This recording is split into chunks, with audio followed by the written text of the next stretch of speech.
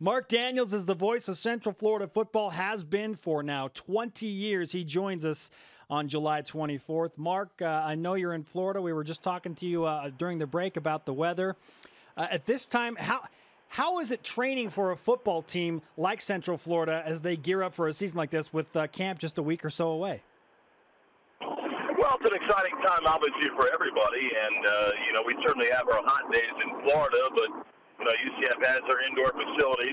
George O'Leary makes sure they don't miss a workout. So we'll get going in a week from today and look forward to it. We open up a little bit of a unique game going to Ireland to play Penn State and then have a bye week before Missouri and have you guys coming in down the line. So it's a great non-conference schedule, but exciting time. A lot of expectations for UCF from last year's success, but obviously it's a new year and a new challenge. So we're excited to kick off 2014. Ireland should certainly be fun, but I don't want to bury the lead here. What's bigger in Orlando right now, Central Florida football or butterbeer with the Harry Potter attractions now in Orlando? Well, the UCF part of me will tell you that it's UCF football, but as I was telling you guys before, when you have people willing to wait 6 hours to get on a ride, the new Harry Potter ride, that kind of has an edge on everybody right now. But we love the tourists coming down here. It keeps us income tax free, so they can keep on coming. Nice. Yeah, and that's the one thing that is fantastic about Florida. I know that because my parents lived there for 4 years. Marc Daniels, the voice of Central Florida football on BYU Sports Nation. 15 returning starters from a team that outscored Baylor and won the Fiesta Bowl.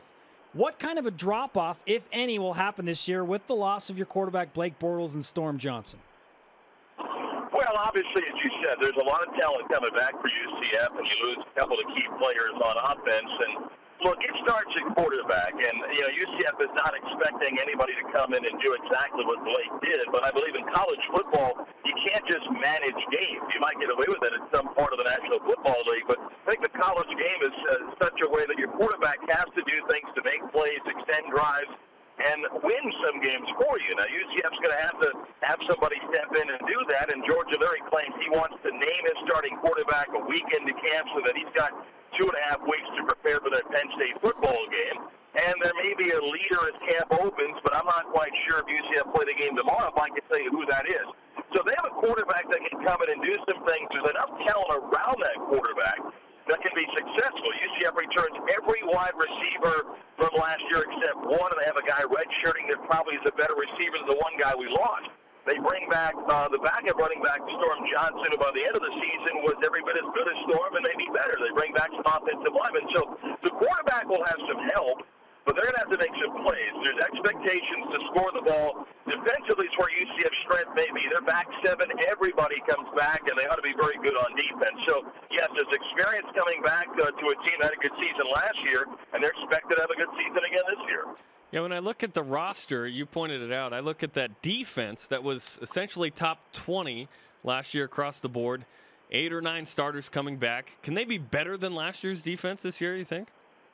Yeah, I think they can.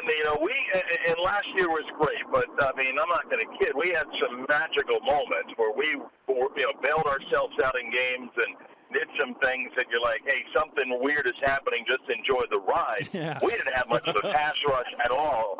Last year our defense did not have much of a pass rush at all. We really were banged up with guys that we moved around, guys that were hurt. We put true freshmen that probably should have redshirted in the game that are going to be good players this year and years moving forward. So there wasn't much of a pass rush. Now they get a couple of key junior college players in. They get some guys that they think are going to be healthy. That should be a better pass rush.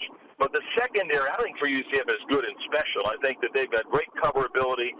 They got a couple of guys that can play on Sunday. And the linebackers made big plays for them, or guys that were key in covering outside, wide receivers in the slot and stuff. So I think they can be better. But, again, you got some lucky games last year that you can't expect the ball to bounce your way. But I just think they think they'll be able to blitz more. They were really scared to blitz last year for a variety of reasons, and maybe that'll change for the upcoming season. Marc Daniels, co-host, The Beat of Sports on 740 The Game, also the voice of the Central Florida Knights since 1994, with us on BYU Sports Nation.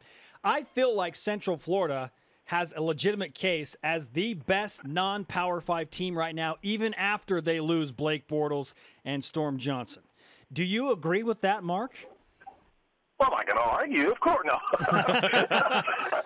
I think you can make the case, but you got to go prove that. I think based on what UCF did last year, you can say, hey, we bring a lot of people back. The one thing, and look, you guys know because of the situation that we're all in, outside of this Power 5 deal, is that you've got to win games, you got to go play people. BYU's always played people, so no one's ever questioned their schedule. For UCF and George O'Leary, he gets that, and you've got to win those games. And last year for us, we went to Penn State, won that game. We led South Carolina 10-0 at the half, lost that game, but lost by a field goal.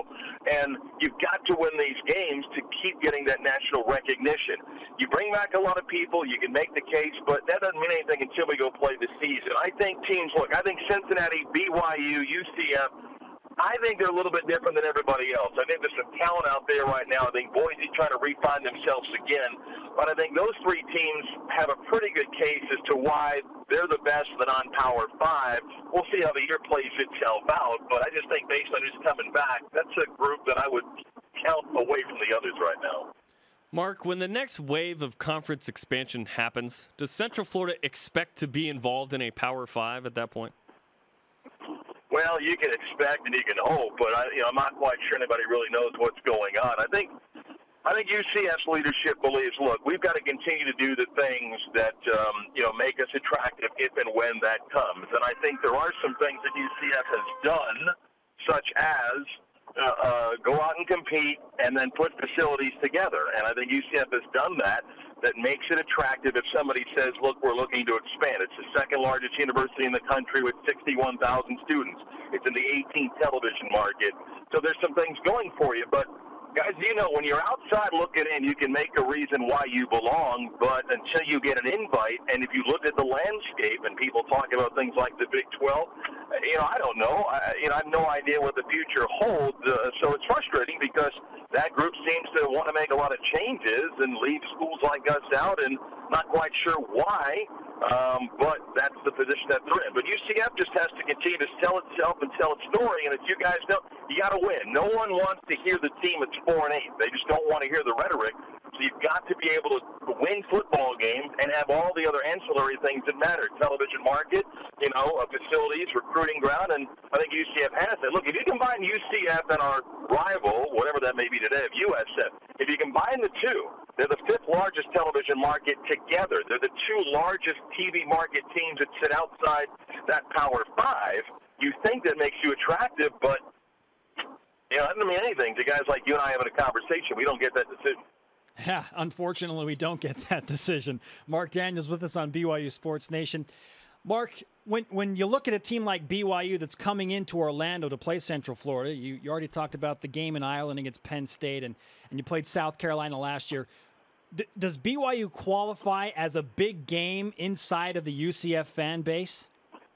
Oh, yeah. Oh, no, I think there's great respect for the brand. No question about it. I mean, when the series was created, guys, we went out to BYU and stuff. There was a great level of excitement for UCF, and I think so. I mean, I don't need the Power 5 to tell me what I think is an important and respected brand. And, I don't speak for everybody at UCF, but I look at BYU as a national brand and know the history of the program and the level that it's competed at, and I think our fans are excited. And when you look at a home schedule, the conference didn't do as much favors this year as far as home schedule, so this game kind of jumps out at us.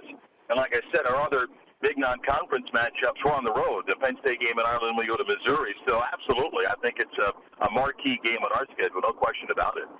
Is there a lot of, from a BYU perspective, it feels like the game at Central Florida on a Thursday on the East Coast, BYU doesn't practice on Sunday, they play on Friday, seems favorable to Central Florida to be able to catch BYU where they may only have 2 practices and have to travel.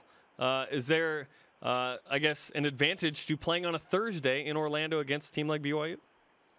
Okay, we'll take it. No, I mean, yeah, maybe.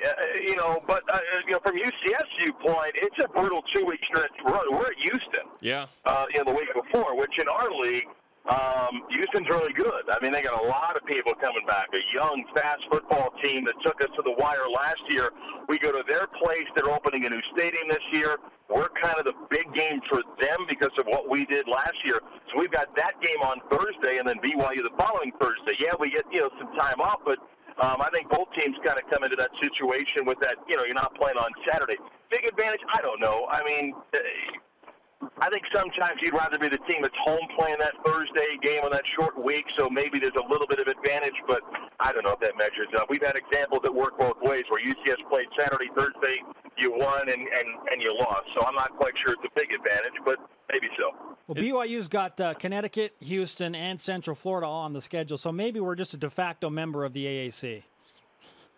Hey, listen, I was one of those guys that had no problem when the Big East was building whatever it was to have the brand. Look, it's about football. Let's not kid ourselves. And I was all for this building of the brand in Boise and BYU, and I didn't know UCF was going to have the season that they had, and it still is about football, and I don't know where all this is going to fall, but I've got no problem. And I know that, BYU's looked to schedule as far ahead as they can, and I'd be all for keeping a series in some form or fashion. And there's some members, and I'm not knocking the American. I think it's a better league than some people think, but I wouldn't mind substituting the Cougars for a team or two that's in our league now.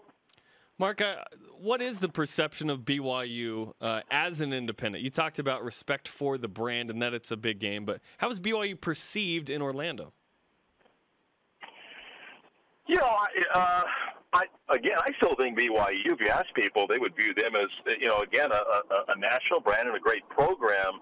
I think people understand that they're in an interesting position of where they are as an independent. I think it's very challenging. Look, I'm not sure outside of Notre Dame and BYU who else can survive as an independent. I mean, we've seen what schools like Idaho, New Mexico State had to do. I think there's a wonder, what's the future for BYU? I know the school continues to schedule these bowl games, and in fact, they're connected to one of our bowls in the American at the Miami Beach Bowl for the upcoming year. But what does it do in this playoff era? What's the ability of actually getting into that playoff when you have a magical season? Does BYU have enough of big games that it will get early season respect and get that ranking? I don't know what you guys think. I just think that you can say whatever you want about open access, but that playoff committee will show bias, will show favoritism, and it's my opinion. I just don't think it's possible that a non-Power 5 team will get an invite to the playoff anytime soon in case something really magical happens, and I'm just not sure that that's going to play itself out. I think just like we saw voters cap Boise's ranking at some point, I think the playoff committee will do the same thing, and even though somebody might go 12 or 13-0, I just don't think the committee's going to think that's more impressive than a potential 12-1 team from a Power 5 league, which I think is unfortunate. Yeah, we had that discussion yesterday about what it would take for BYU, if any scenario, that they could get into that college football playoff, and so that's a very intriguing topic. We appreciate the time, Mark, and look forward to the showdown on October 9th, BYU in Central Florida there in Orlando, Florida. Guys, thank you so much. We look forward to seeing you down here. Thanks, Mark.